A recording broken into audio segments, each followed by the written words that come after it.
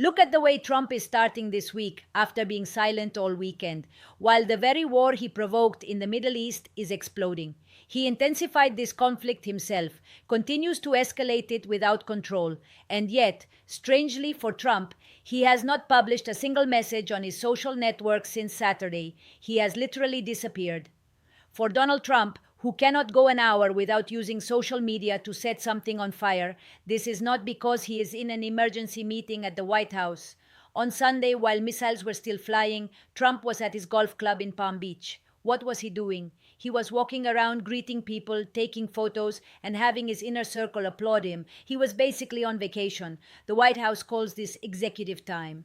What does executive time mean in the middle of such a disastrous situation where Trump is supposed to be in the war room, seeing how he will fix this problem, or at least contain the stock market crash and the hit to his own financial system? It means time to not do his job. While the man who started all of this went missing over the weekend, Alil Ariani, the head of Iran's Security Council, came forward to publish information stating that the remaining members of the Epstein network are planning a September 11th-style attack to blame on Iran.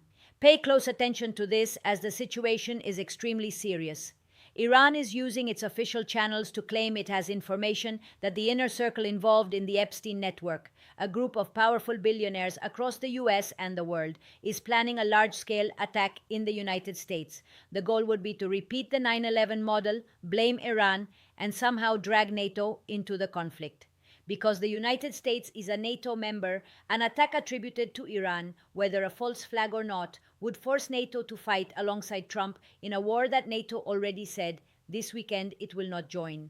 This would be the Trump administration's checkmate, forcing them by activating NATO's Article 5, just as happened after 9/11. What does Trump say about these very serious accusations? Silence.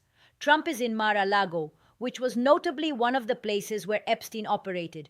Virginia Giuffre, one of the victims when she was a minor, worked there, and years later, Trump claimed that Epstein stole her from his property. This is the kind of person the United States is dealing with today. A president who is morally bankrupt, not economically, but morally, literally and figuratively in the Oval Office while he plays golf. The Arab world is already acting as if the United States does not exist. The major oil buyers who move the global economy no longer ask Washington what will happen, they ask Tehran.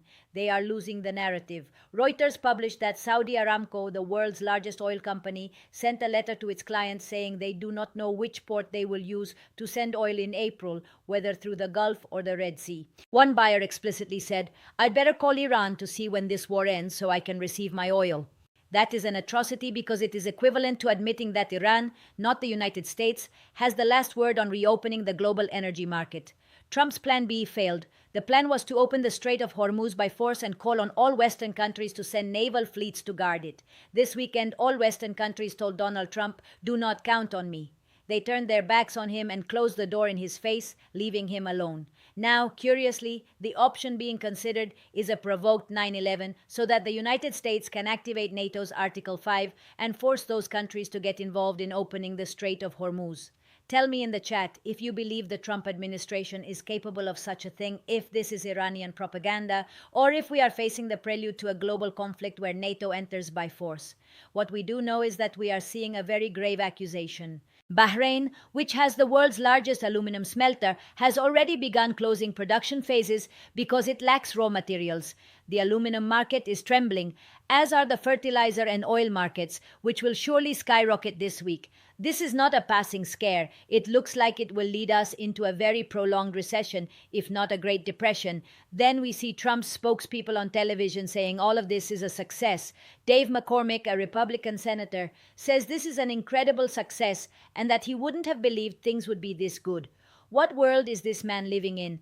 To what success is he referring? We are seeing the world become a disaster, and he calls it wonderful. Kevin Hassett, Trump's economic advisor, says Iran cannot damage the U.S. economy because the U.S. produces so much oil now, but oil is a global commodity. If the price spikes, it hits the U.S. too. If ships cannot pass through the strait, it doesn't matter how much oil you take from Texas or Venezuela.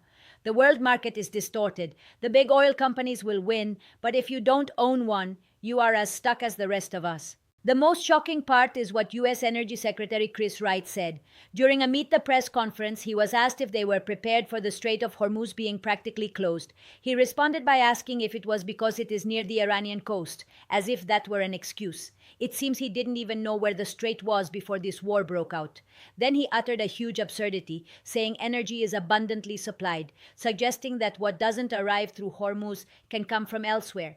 He called it a carefully planned and superbly executed mission. However, the Houthis in Yemen, who are allies of Iran, can close the Bab el-Mandeb as well. If they close both the Strait of Hormuz and the Bab el-Mandeb, oil easily goes to $200 or $300 a barrel. Then they will have to explain to the people how everything is incredible when it is actually hell. Meanwhile, there is Zelensky. In the midst of all this, Ukraine has been fighting with Iranian-made drones and missiles and has developed technology to intercept them, technology the United States does not even have. Zelensky, whom Trump has insulted and called a salesman, is now being sought after. At the same time, Trump seeks Vladimir Putin. Zelensky says they can provide what is needed to protect against drones, but we know he is just looking for support. If Zelensky has something the Pentagon needs, they will likely take it despite what is owed.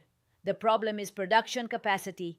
In the first 36 hours of the Iranian attack, the US used more Patriot missiles than Ukraine has received in the entire war, and they still could not stop the attacks effectively. This is a real situation. Iran's Foreign Minister Araghchi stated that they do not want a ceasefire and will not accept one until the perpetrators of the attack hurt so much that they never think of trying it again.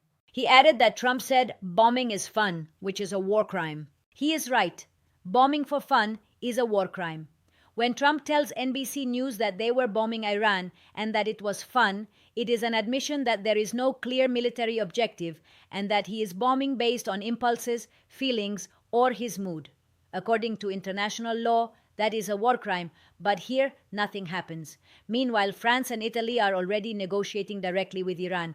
Italy joined France this weekend in trying to ensure their ships can pass. The Iranian minister confirmed they have been contacted by several countries seeking safe passage, and they are granting it. This means 2 European countries went to negotiate with Iran and did not accept Trump's proposal for a joint coalition. European allies are seeking their own path, leaving the United States sidelined. The fundamental problem is that we have someone in power who does not understand the gravity of his actions and is dragging the world into global instability. Trump should not be taking the weekend off or disappearing into executive time while the world is a mess. This is not a reality show. It is real life, involving people dying and markets collapsing. Trump is out of himself, and his silence is not a strategy. It is abandonment. While he plays golf, Iran dictates the timing. While he is applauded at Mar-a-Lago, oil prices are soaring.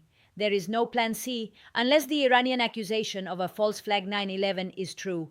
We say this today, Monday, March 16th, so that it is on the record. If something like that happens, we will remember this warning. These are serious accusations that deserve a serious response from the White House.